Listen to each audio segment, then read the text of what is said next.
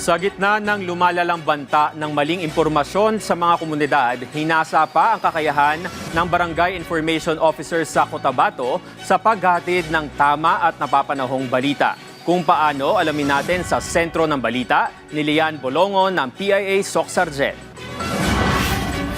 Higit 20 barangay information officer sa bayan ng President Roxas, Cotabato Province ang sumailalim sa pagsasanay kamakailan. Isinagawa ito sa pamamagitan ng Barangay Information Outreach Network o Bayon Town Hall Meeting at Capacity Building na pinangunahan ng Philippine Information Agency Region 12. Katuwang ang lokal na pamahalaan ng nasabing bayan. Layunin ng aktibidad na mapalakas ang kakayahan ng mga barangay information officers sa pagbibigay ng tama, maaasahan at napapanahong impormasyon, lalo na sa panahon ng malawakang paggamit ng social media. Binigyang diin din sa pagsasanay ang mahalagang papel ng mga barangay bilang unang pinagkukunan ng impormasyon ng mga mamamayan sa kanilang mga komunidad.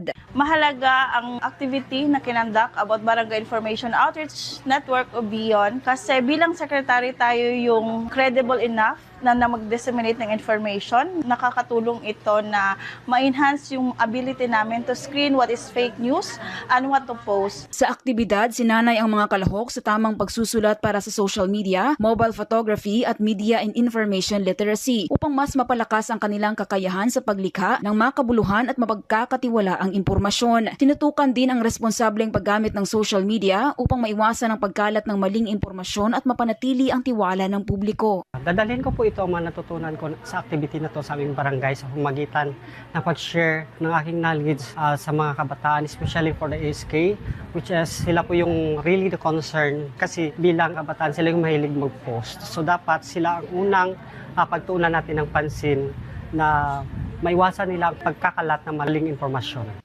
Inaasahan na sa pamamagitan ng mga ganitong inisyatiba, mas mapapalakas pa ang grassroots communication at masisiguro ang mas malinaw, mabilis at tumpak na paghahatid ng impormasyon sa mga komunidad. Mula rito sa Cotabato City Borm para sa Integrated State Media, Lian Bolongon ng Philippine Information Agency, SOC Sargent.